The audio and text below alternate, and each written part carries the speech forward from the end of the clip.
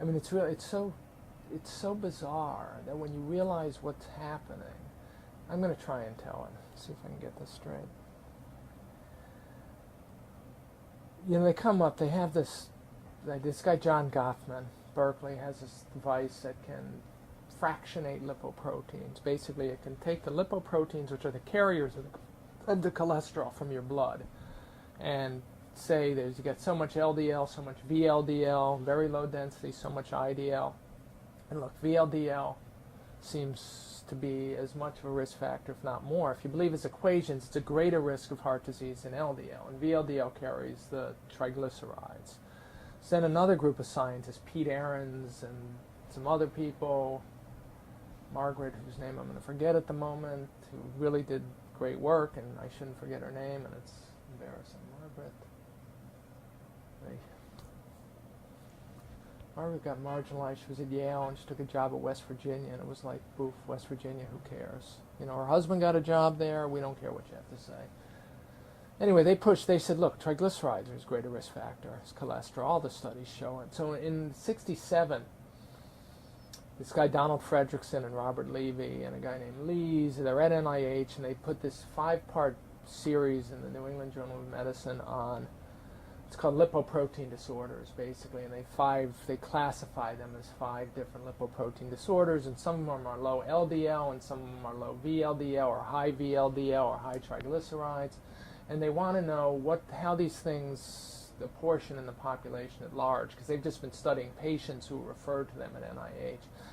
So Fredrickson and Levy are big deals at NIH. Back then it was the National Heart Institute instead of NHLBI, so they get funding to give money to Framingham and 5 other big population studies to see how much LDL, how these sort of lipoprotein disorders appear in the population. So for the first time ever, these studies are going to measure LDL and VLDL, cholesterol, and total cholesterol.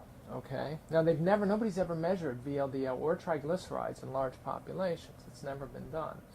So now, for the first time ever, these big studies like Framingham have the money to do it. And Fredrickson, Levy, and Lees also give them they come up with a technology that makes it relatively inexpensive to measure these things. You don't need this huge equipment that Goffman had at Berkeley. So they go off to do this study, and the problem is you can't measure LDL directly. I don't know the details why, but it can't be done. What you have to do is measure total cholesterol, triglycerides, and HDL, and you do this equation and you calculate LDL. So they have to measure HDL also.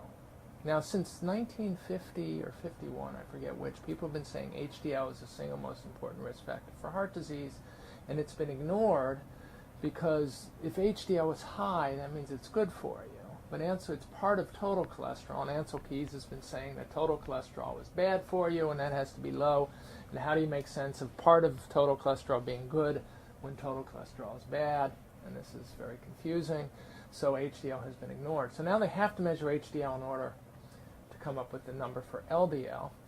And the guy who does the biostatistics for Framingham and NIH and all these studies decides he's got the HDL data. This is now mid-70s. Let's look at it. So he looks to see what kind of risk factor HDL is, and lo and behold, HDL is 4 times a better predictor of heart disease than LDL. Total cholesterol, he finds out, is meaningless. Total cholesterol doesn't predict heart disease. Okay? This is what's being measured. It doesn't meaningless.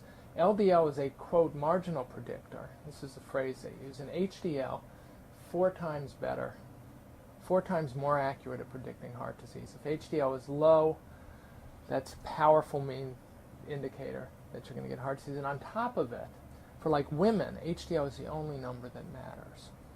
Okay, so in 1976, they published these articles, 2 articles in particular, one from Framingham alone, and one from Framingham and the other 5 groups together. 2 different types of study. Both of them say the same thing.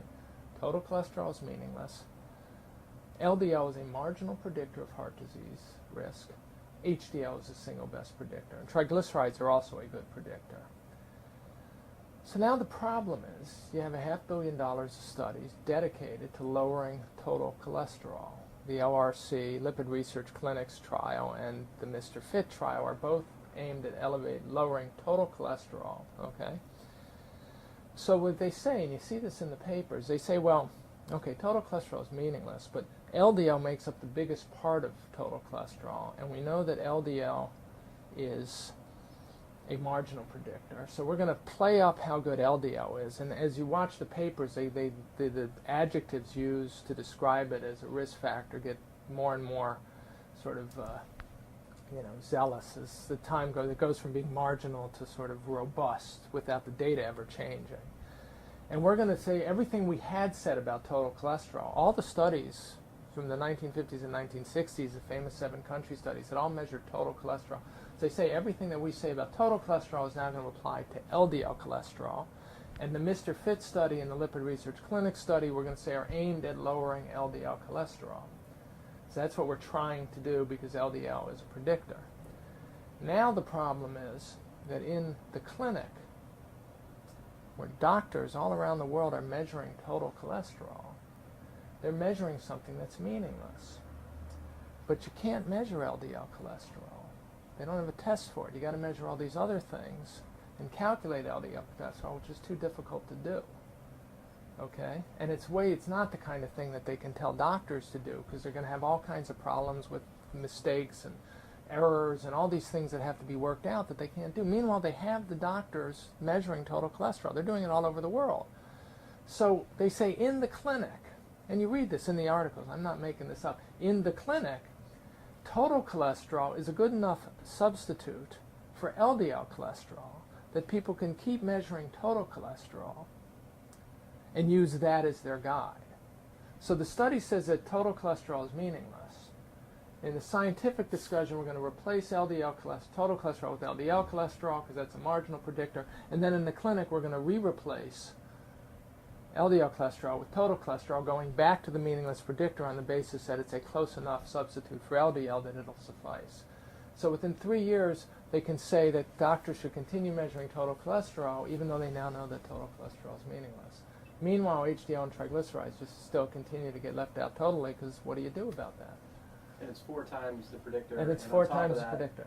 If you measure total cholesterol, you have to have HDL somewhere in that equation when you do it. Yeah. So they have that predictor, but they just said You can't. What are you going to? And the interesting thing is,